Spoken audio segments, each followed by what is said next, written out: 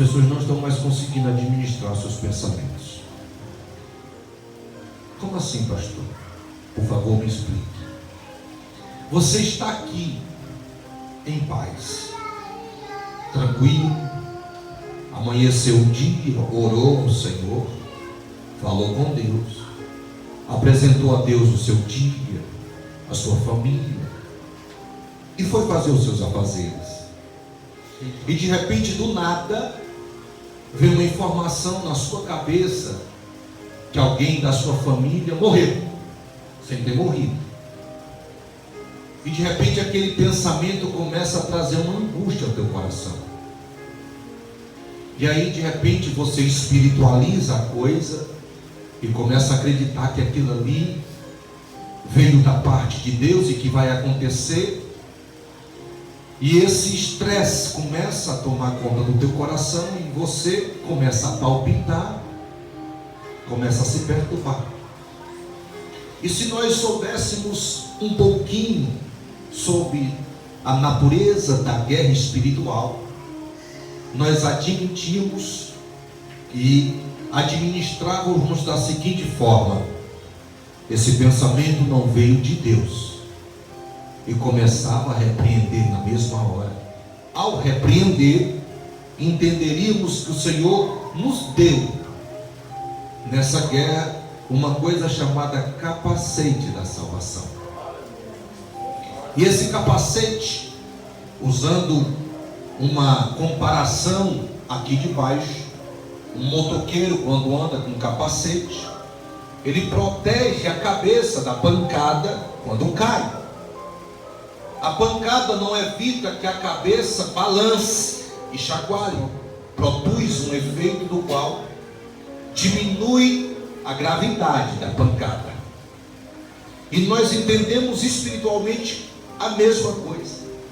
Às vezes a pancada do inferno bate e balança a nossa cabeça, chacoalha e nos perturba, mas não produzirá um dano do qual nos destruirá, porque estamos resguardados no poder do Espírito Santo.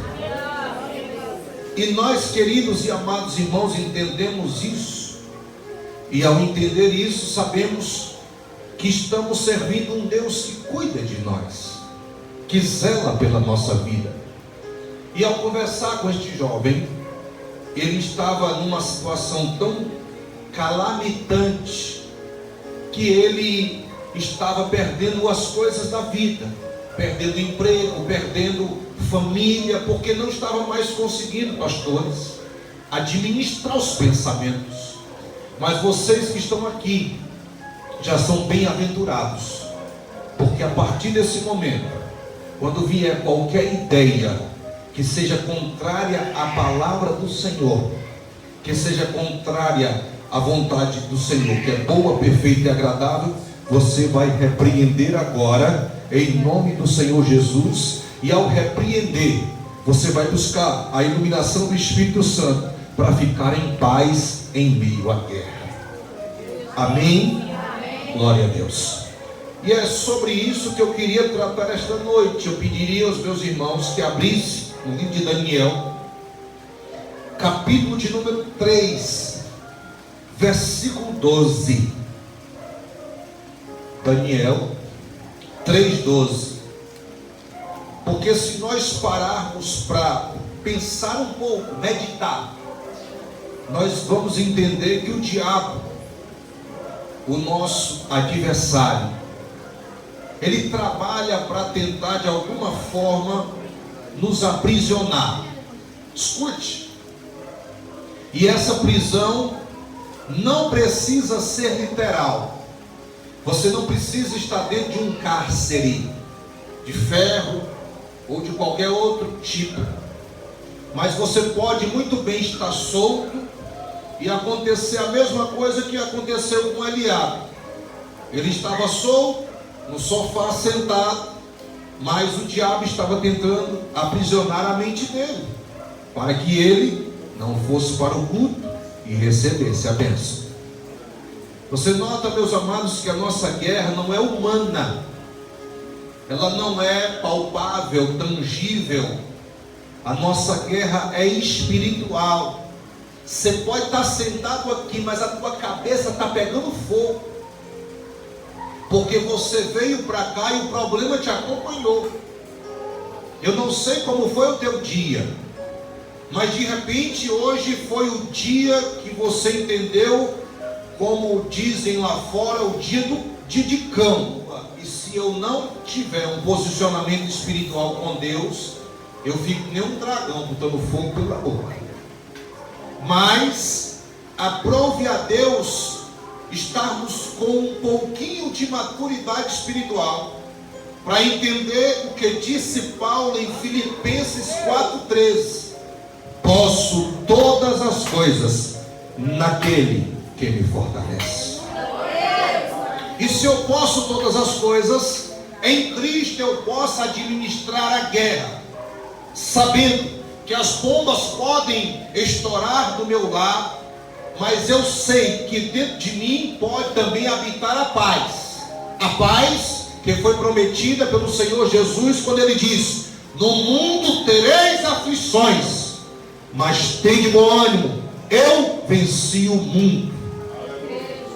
Amém?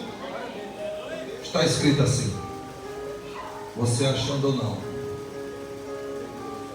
Mas há alguns judeus que nomeaste para administrar a província da Babilônia, a saber, Sadraque, Mesaque e Abednego, que não te dão ouvidos, ó rei, não prestam culto aos teus deuses e nem adoram a imagem de ouro que tu mandaste erguer. Queridos, por que eu estou dizendo isso? Porque há muitos anos o inimigo tem tentado roubar a nossa essência, tem tentado roubar a nossa personalidade, tem tentado roubar a nossa identidade. Todas essas mazelas que nós estamos sentindo hoje é culpa também desse incircunciso chamado demônio, que trabalha diuturnamente para fazer com que esse lixo seja colocado dentro da nossa alma. Estamos ansiosos, estamos perturbados, estamos estressados, estamos ocupados demais, que os dias estão passando e nós estamos cada vez mais longe do Senhor, e cada um com sua justificativa. Uns porque trabalham demais, outros com outros tipos de ocupações, mas o importante é saber que, independente da explicação dada, da justificativa dada, quem está perdendo a guerra somos nós. E aqui, meus amados irmãos, esse texto, ele mostra um objetivo claro do diabo, que é começar a mudar a essência da pessoa. A filosofia e muitas outras ideologias apontam que o ser humano, ele nasce bom, ele tem a sua essência boa, só que à medida em que ele vai crescendo e se socializando, ele vai perdendo essa essência e vai se perdendo em meio a essa socialização. E o objetivo do diabo é nos fazer cada vez mais parecidos com esse mundo. Entenda bem, quando o Senhor fez o homem, Ele disse: façamos o homem a nossa imagem e semelhança. Mas à medida em que ele vai crescendo e se socializando com as coisas dessa vida, ao invés dele parecer com Deus, ele está cada vez mais parecido com o diabo. Infelizmente, esse é o dado do qual nós precisamos ficar preocupados. Eu não sei se os meus irmãos já questionaram, ao ler aquela passagem onde Deus agora decreta a destruição de Sodoma e Gomorra, uma terra onde a Bíblia diz que o mau cheiro do pecado agora sobe as narinas de Deus, ao ponto de criar náuseas no nariz. E de repente agora o Senhor determina a destruição de Sodoma e Gomorra, e manda para lá 2 anjos. Esses anjos, quando estão agora em Sodoma e Gomorra, batem na porta de Ló, sobrinho de Abraão. E quando bate na porta de Ló, que Ló abre, apresenta, deixa entrar, os sodomitas, os gomorritas, agora estão loucos, estão perturbados, porque querem possuir aqueles 2 anjos. E quando digo possuir, digo na natureza homossexual. E aí Ló agora olha para eles e dizem: não posso dar, eles são meus convidados, peguem as minhas filhas. E os sodomitas agora dizem: nós não queremos as suas filhas, nós queremos esses homens que entraram aí. E os irmãos sabem o enredo todo. Os anjos agora dizem para Ló e para sua família, inclusive os genros também, estavam todas as 2 filhas de Ló noivas. E eles agora dizem para a família de Ló: vocês agora saiam, subam as campinas, corram daqui, porque Sodoma e Gomorra vai pegar fogo. E a ordem dos anjos é que eles fizessem carreira, passa cedo nas canelas, como diz no Ceará, e corre, sai daqui de dentro, porque o negócio aqui vai ficar feio. Mas eu tenho uma orientação a dar para vocês: quando vocês estiverem fugindo, não caiam na besteira de olhar para trás. E aí, meus amados irmãos, a família corre, os 2 genros de Ló zombam de Ló, porque acham que aquela cidade não vai pegar coisa nenhuma fogo. E agora eles ficam na cidade. A família de Ló corre, o pai, a mãe e as 2 filhas. E de repente, quando estão correndo, a mulher de Ló agora volta a cabeça e olha para Sodoma e Gomorra, e diz a Bíblia que automaticamente ela se transforma numa estátua de sal. Queridos e amados irmãos, eu não sei se vocês já fizeram esse questionamento de tanta coisa que poderia ter acontecido com aquela mulher. Por que foi que ela se transformou numa estátua de sal? Segundo alguns historiadores, a cidade de Sodoma e Gomorra haviam muitos produtos de comércio, e um dos principais produtos que se comercializava em Sodoma e Gomorra, um dos principais era o sal. Vindo ela a tornar-se uma estátua de sal. Mas o que é que eu quero dizer com isso, meu irmão? É que se nós andarmos na contramão da vontade do Senhor, podemos nos tornar produtos dessa terra. Você vê como é preocupante? Podemos nos tornar produtos dessa terra. Queridos, eu estou escrevendo um livro, os meus irmãos são sabedores. Mas tem horas, irmãos, que eu estou escrevendo um livro e eu estou chorando. Chorando mesmo, de verdade. Lágrimas estão escorrendo dos meus olhos. Porque quando a gente olha a Bíblia de uma forma superficial, a gente pensa que Deus é mau. Muitas vezes eu lendo a Bíblia não entendia porque Deus mandava destruir as coisas, Deus mandava destruir os povos, e isso me perturbava. Mas à medida em que nós passamos a estudar e nos aprofundamos na palavra e buscamos um relacionamento mais estreito com o Senhor, nós vemos o quanto Deus é bom.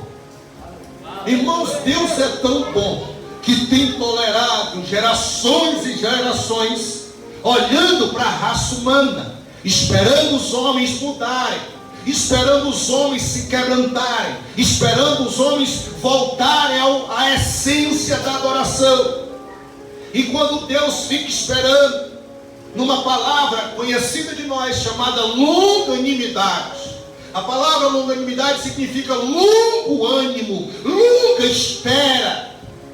E o Senhor agora está na sua longanimidade, esperando um quebrantamento, esperando uma disposição no nosso coração, esperando a gente reconhecer o poderio dele. Cada dia que passa, estamos mais parecidos com o próprio Satanás.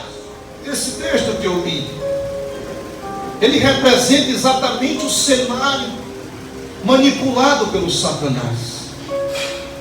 Nabucodonosor agora, ele sitia a cidade de Deus, toma cativo alguns nobres de Judá e leva agora para a Babilônia.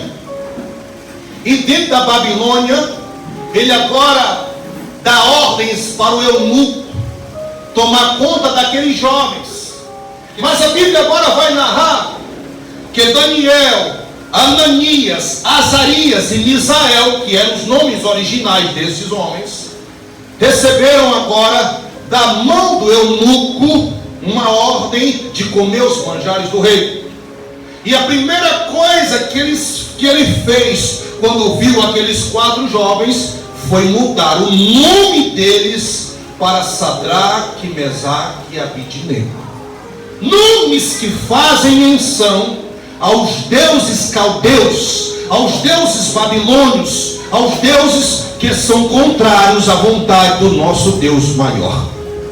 Mas talvez você pergunte, pastor, mas qual era o objetivo do diabo trocando o nome deles? Eu digo, o objetivo do diabo trocando o nome daqueles jovens é trocar a identidade, é trocar a essência, é mudar os costumes, é mudar o alvo, é mudar a adoração, a direção do Deus verdadeiro, é influenciar através de um nome novo uma prática pagã, esquecendo-se do Deus de seus pais, que é Abraão, Isaque e Jacó, fazendo menção à idolatria e adoração aos seus deuses caldeus.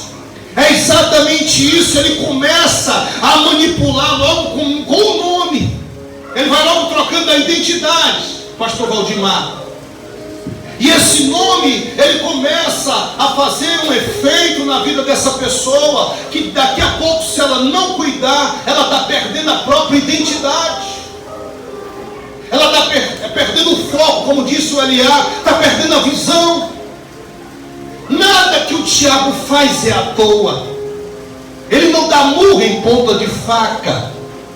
E ele começa a iludir, ele começa a colocar na cabeça daquela pessoa. E eu já disse em outra doutrina aqui que eu vi, se a guerra era psicológica, mas ela continua sendo. Quando Golias está agora olhando para Davi, que Davi se prepara para a batalha, ele usa 2 instrumentos agora fortes. Primeiro, ele começa a usar o potencial psicológico. Ele olha para Davi e diz: mas mandaram um menino para lutar comigo. Não tem homem aí não. Não tem um cabo maior não. E ele vem com pau e pedra para cima de mim. Eu sou por acaso um cachorro? Ele usa o fator preponderante que é o poder psicológico, que é para ir logo tirando o efeito do poder que vem de lá para cá. E a segunda estratégia, meus amados irmãos, é amaldiçoar Davi com os deuses dos filisteus, para ele pensar que agora ele, atacado na sua autoestima e atacado com as maldições, ele já vai para a guerra derrotado. É por isso que eu comecei o sermão dizendo que você não deve aceitar a seta do diabo. Você não deve aceitar a informação do inferno, porque Deus tem algo muito grande a realizar na minha e na tua vida. E quem sabe, querido, você chegou a este lugar e está derrotado porque o diabo conseguiu transformar você num produto dele. O objetivo do diabo é misturar as coisas, o santo com o profano, o certo com o errado. É colocar um relativismo no nosso meio. Aqui acolá eu me pego com algum jovem dizendo: pastor, essa concepção que tu está tendo aí do pecado é relativa. Relativa a quê? Porque pensador A pensa o seguinte, pensador B. Meu irmão, tudo que está na Bíblia é absoluto, não tem nada relativo. O que era pecado desde o Éden permanece pecado até hoje, nada mudou. Queridos e amados irmãos, o que mudou nessa geração foi os conceitos, foi a mudança da verdadeira adoração. Estamos agora mais preocupados com as coisas do que com Deus. E essa noite, querido, eu preciso dizer para você que você precisa voltar à essência daquilo que você foi criado. O objetivo do diabo é transformar no ecumenismo. E o que é, pastor, um ecumenismo? É uma mistura da fé evangélica com a fé católica, com a fé espírita, com a fé não sei o quê. Não existe mistura. Nós somos evangélicos, nós somos protestantes, mas acima de tudo somos filhos de Deus.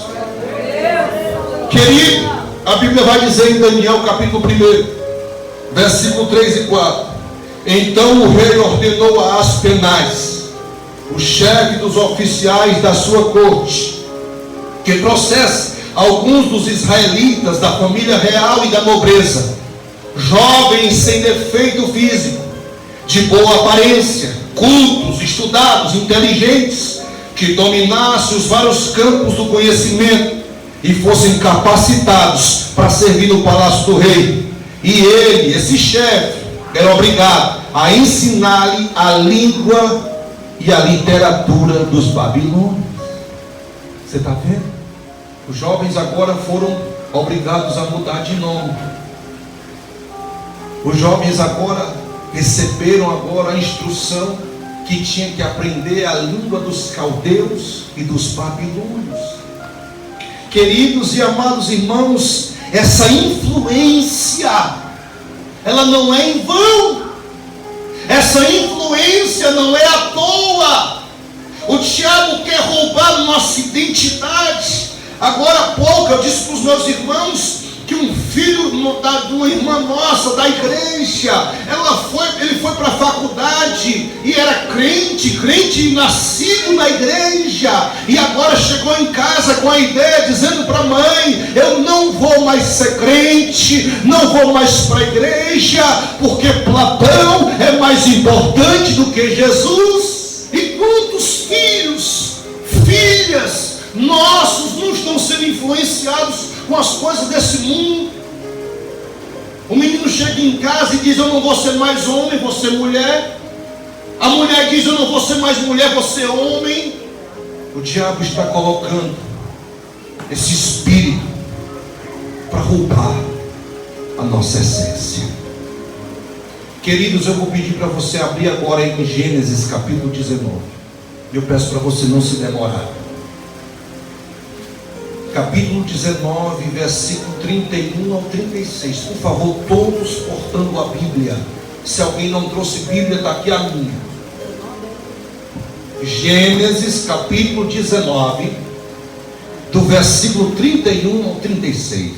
Diz assim a palavra do Senhor: um dia, a filha mais velha disse à mais jovem: nosso pai está velho, e não existem homens nas nossas redondezas que venham nos possuir, segundo o costume de toda a terra. Vamos aqui, num plano mirabolante, dar vinho ao nosso pai, e quando ele estiver embriagado, deitaremos com ele para preservar a linhagem do nosso pai. Naquela noite deram vinho ao pai, e a filha mais velha entrou e se deitou com ele. E ele não percebeu quando ela se deitou, e nem quando se levantou. No dia seguinte, a filha mais velha disse à mais nova: ontem à noite deitei com meu pai. Vamos dar-lhe vinho esta noite, e você se deitará com ele, para que nós venhamos preservar a linhagem do nosso pai. Assim, as duas filhas de Ló engravidaram do próprio pai. E a pergunta fica aqui agora, para nosso questionamento: por que foi que as filhas de Ló resolveram deitar com o seu próprio pai? Inaugurando aqui na Bíblia o primeiro incesto. Porque a resposta, meus amados irmãos, é simples. Não precisa você fazer um curso de teologia para identificar a resposta dessa pergunta. É Elas viviam, pastor Valdimar, no meio de um povo prostituto. Elas viviam no meio de um povo promíscuo, aonde cresceram vendo homossexualidade, lesbianismo, prostituição, adultério e toda sorte de imundícia. E aí, meus amados irmãos, qual seria a consequência? A consequência é essa daqui. Quando Sodoma e Gomorra virou churrasco, não haviam homens pela redondeza, mas a influência de Sodoma e Gomorra agora estava na cabeça das duas filhas de Ló, que resolveram embriagar o pai e deitar com o pai. E dessas duas filhas, meus amados irmãos, nasceram duas gerações que desgraçaram a Israel. Você está vendo como o pecado possui uma consequência desastrosa? Eu vi uma pessoa dizer, não sei se foi lá na sede, ou não sei se foi aqui, foi lá na sede, que tinha levado a filha para a escola, mas não queria brigar lá com a diretora. Enfim, eu não me lembro bem como foi, não sei onde foi. Amém. Mas eu cheguei na escola do João Marcos e disse o seguinte: o João Marcos é crente, o pai dele é pastor, e todo o movimento que o Brasil induz na cabeça da sociedade brasileira, que é cultural, o meu filho não vai participar. Quando tiver carnaval, o meu filho não vem. Quando tiver arraiar disso ou daquilo outro, de quadrilha, o meu filho não vem. Tudo bem. E o meu filho não participa de quadrilha, como muitos eu vejo aqui nessa área verde, e pinta o nariz, pinta o bigodinho no menino e bota uma cabecinha. Daqui a pouco ele acha que é legal e dança o arraiá, o anarriê e não sei o que. Daqui a pouco está tomando uma caipirinha, daqui a pouco está tomando cachaça, daqui a pouco está perdido. Meu filho não participa, é porque o Senhor é santo demais. É não. A minha preocupação está exatamente nisso aqui.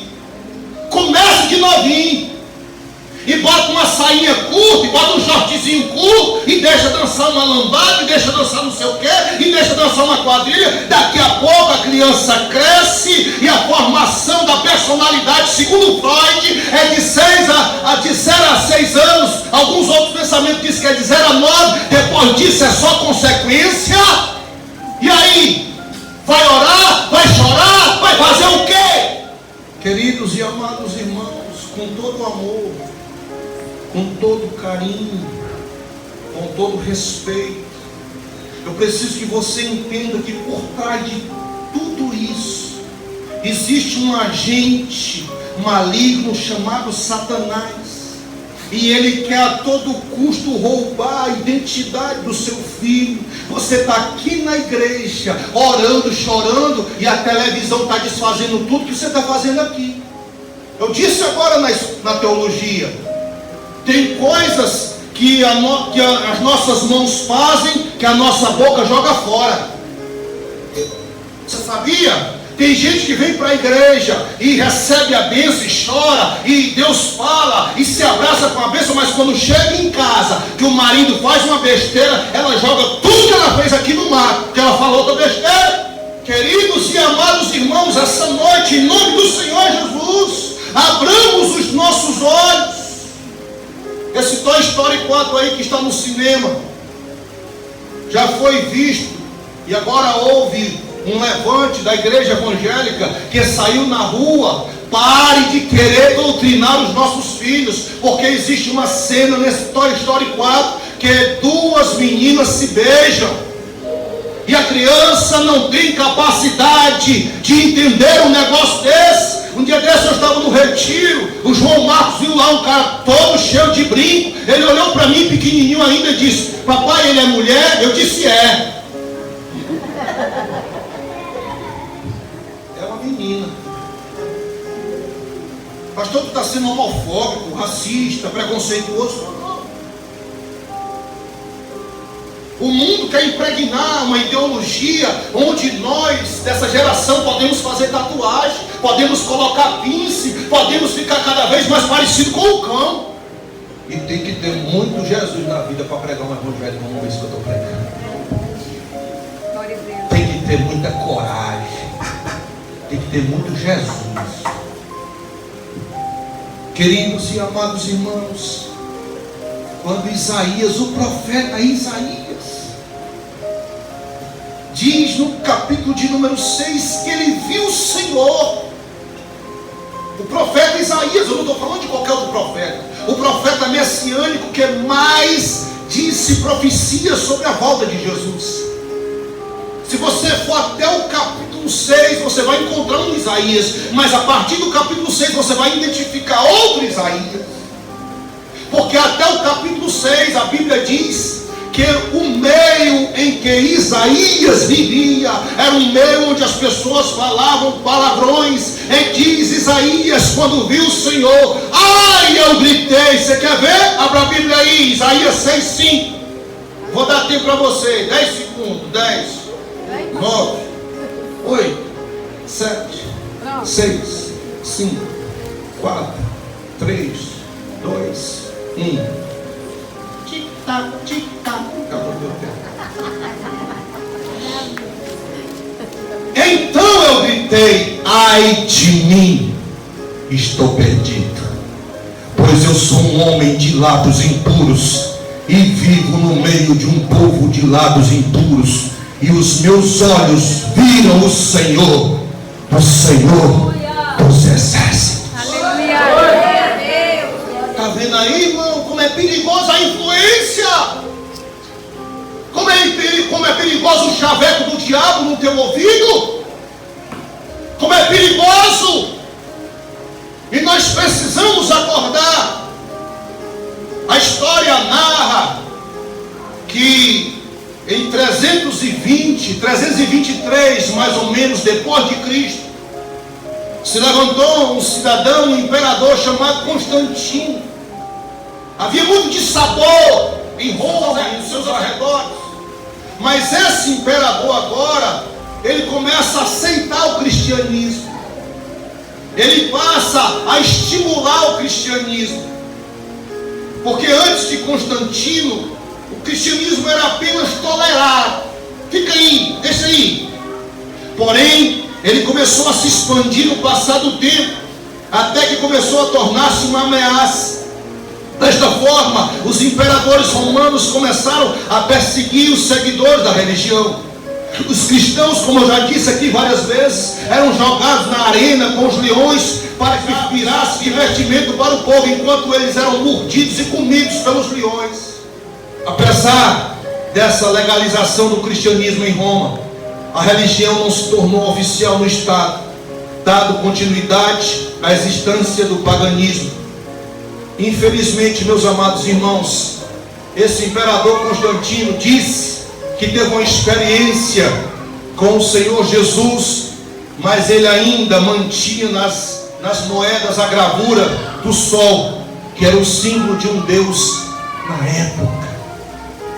Se nós pegarmos a história, se nós pegarmos a Bíblia, nós vamos ver o trabalho do diabo desde o Éden até o dia de hoje, para confundir, para encher a cabeça do homem de lixo, para influenciar, para roubar a personalidade, para roubar a espiritualidade, para roubar a verdadeira essência da adoração, para que nós venhamos fracassar no nosso caminho. Mas essa noite, em nome do Senhor Jesus, está sendo reparada essa aresta, está sendo levantado esse muro de consolidação, para que você não seja influenciado por nada, e mantenha firme a estaca do Evangelho, firme a rocha do qual você firmou a tua fé, e em nome de Jesus você não vai aceitar nenhum vento de doutrina, nenhuma doutrina de demônio, você não vai aceitar nada que possa ferir aquilo que um dia Jesus impregnou na tua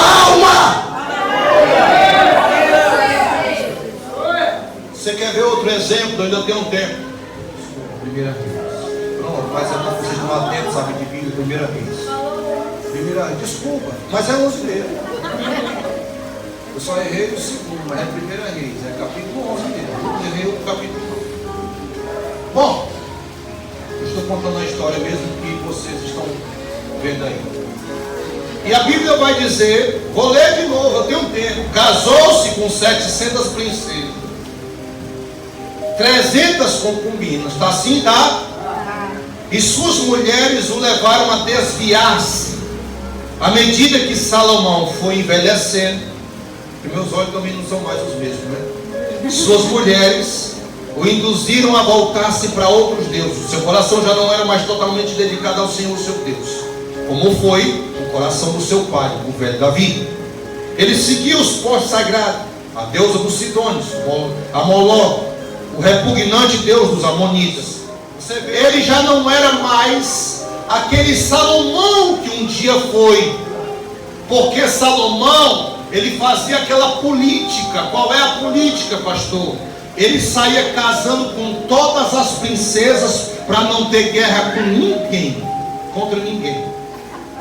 E agora, meus amados, Salomão estava velho, olha para cá, e velho começou a virar aquele cara bobão, e as mulheres começaram a o influenciar, e aquele Salomão, que era sábio, que era aquele homem que Deus deu riqueza e poder, começou agora a se desviar e começou a vacilar.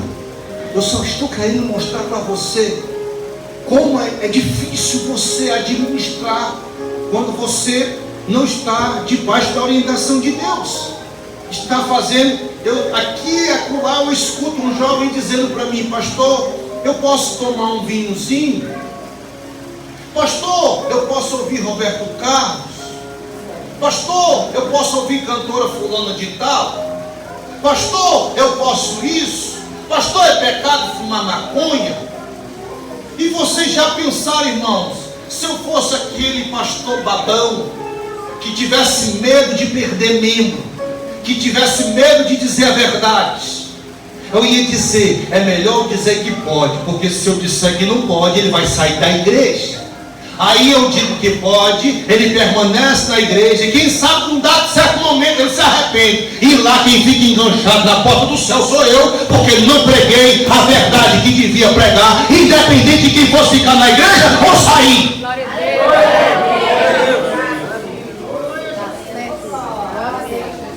O meu sonho, pastor John, daqui a pouco tu vai ser pastor, assim como esses pastores que estão aqui. O meu sonho é que essa geração me procurasse dizendo: pastor, como é que eu faço para ser mais santo? Pastor, como é que eu faço para chegar mais perto de Deus? Pastor, como é que eu faço para ser cheio do poder, da unção? O meu sonho é identificar nessa geração quem não queira parecer com esse mundo, quem não queira parecer com um cão, quem não queira parecer com as coisas que esse mundo pinta, mas queira parecer com Deus, mas queira parecer como Jesus, como disse Paulo. Paulo, com toda a autoridade, ele abriu a boca: ei, sejam meus imitadores, como eu sou de Jesus de Nazaré. Irmão, a pessoa abrir a boca para dizer que você seja um imitador igual Paulo, é ter muita presença de Deus na sua vida. Queridos e amados irmãos, um dia desse, eu mudando os canais, tem um canal aí que é de música. Qual é um canal que é TV aberta? Mas é TV União 17, TV União. E lá no fundo, no pano de fundo, tem uma música onde passam muitos pseudo-deuses. Passa Buda, quem já viu? É uma música do John Lennon. E passa o Buda, e passa Dalai Lama, e passa o Confúcio, e entra Jesus, e estão todos juntos. Se você não prestou atenção, essa música é de John Lennon. Eu queria dizer aqui mais ou menos o que é que o John Lennon diz nessa música, porque ela parece tão bonita. Imagine all people. Eu sou americano. Pode ir. Um dia eu vou estar lá nos Estados Unidos e vocês vão ficar aí com essa cara que vocês estão e eu vou estar achando graça. Mas essa música parece tão romântica, tão poética, tão inofensiva. Mas eu queria dizer aqui mais ou menos a letra dessa música. Essa música diz assim, ó: imaginem não haver paraíso. É fácil você tentar. Olha para cá. Olha para cá. Nenhum inferno abaixo de nós. Acima de nós, só o céu. Imaginem todas as pessoas vivendo o presente. Imagine que não houvesse nenhum país. Não é difícil imaginar. Nenhum motivo para matar ou morrer. Nenhuma religião. Também imagine todas as pessoas vivendo a vida em paz. Você pode dizer que eu sou um sonhador, mas eu não sou o único. Espero que um dia você se junte a nós e o mundo será como um só. Imaginem que não há posses. Eu me pergunto se pode, sem a necessidade da ganância ou fome, uma irmandade de todos os homens. Imagine todas as pessoas partilhando o mundo. Você pode dizer que eu sou um sonhador, mas eu não sou o único. Espero que um dia você se junte a nós e o mundo viverá como um só. O que é que John Lennon está dizendo? Que todas as religiões podem estar juntas numa só, que não existe inferno, que todos podem comungar uma paz. Isso é mentira do diabo. Existe céu, existe inferno, e o único caminho para nós irmos para o céu é Jesus de Nazaré. Eu poderia passar a noite toda aqui,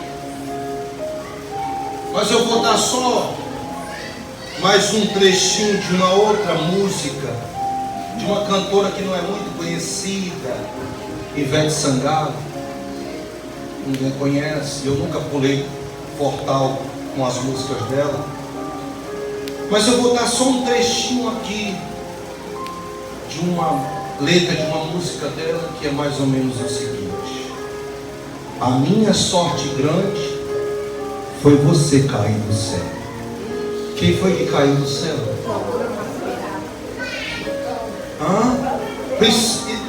Antigamente as letras das músicas escondiam as coisas, não é? Mas hoje não esconde mais. A minha sorte grande foi você cair do céu.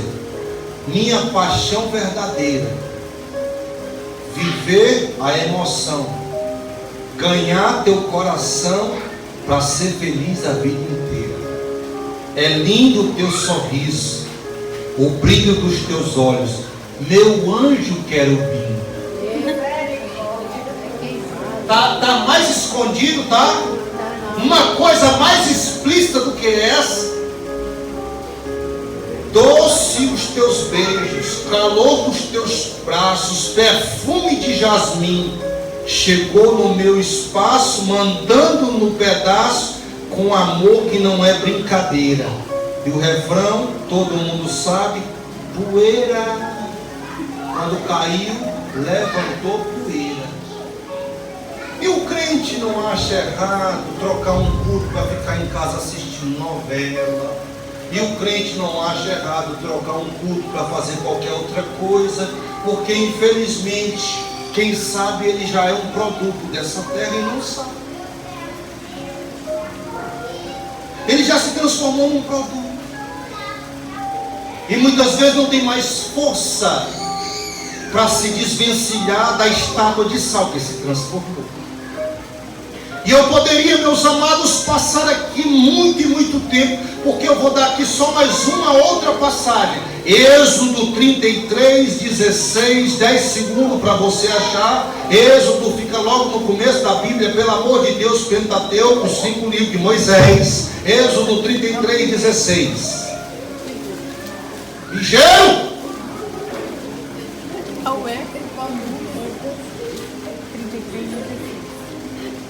Está escrito assim: como, pois, se saberá agora que tenho achado graça aos teus olhos, eu e o teu povo?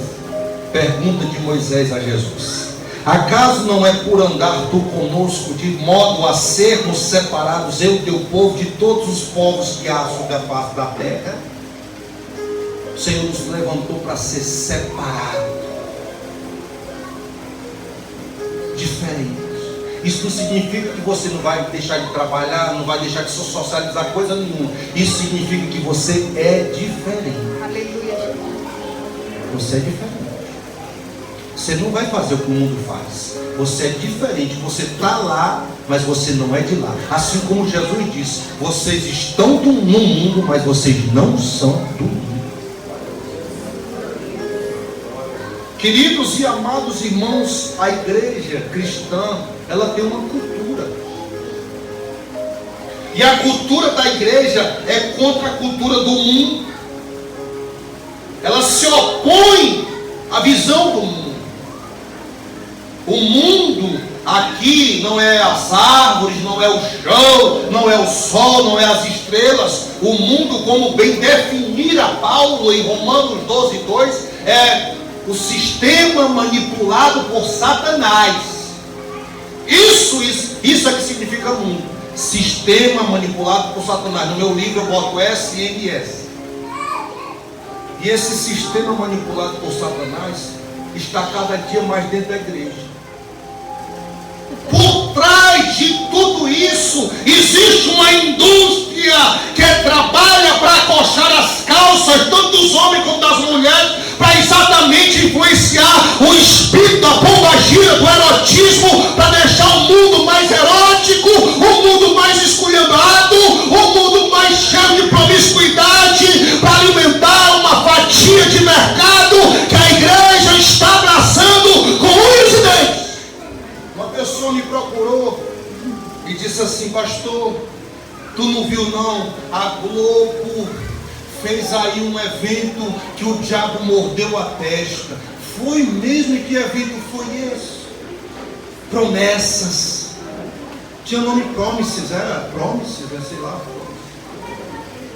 Ninguém aqui assistiu o Festival Promessa? Ô povo crente, esse da Betel, Batman. Glória. Bom, um monte cantou evangélico.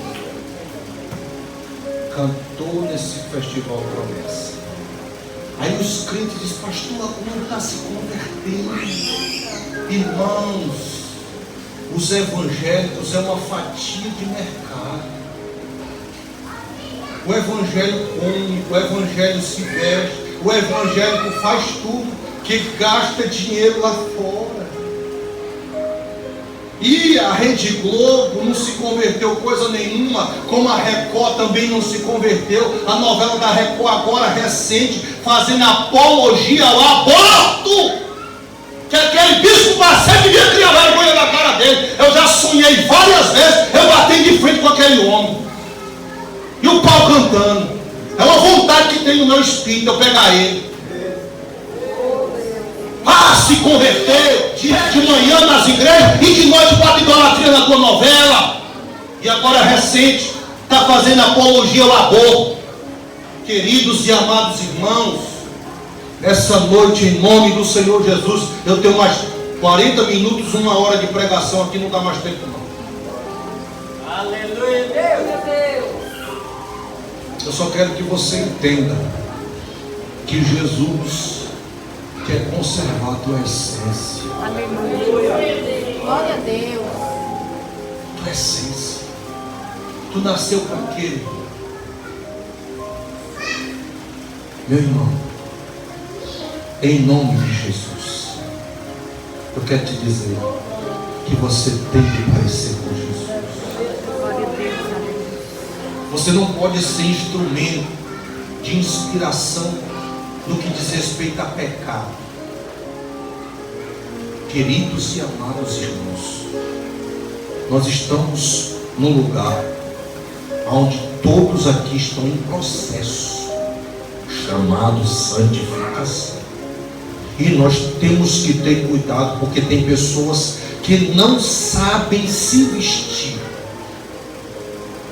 não sabem zelar. Eu não prego roupa, procure um sermão meu, 74 sermões no YouTube, procure um sermão meu que eu prego sobre roupa.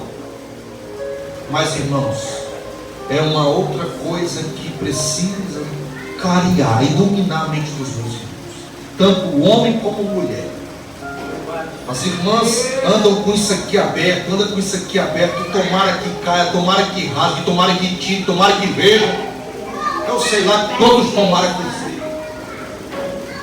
E nós precisamos vigiar, porque o diabo pode estar nos influenciando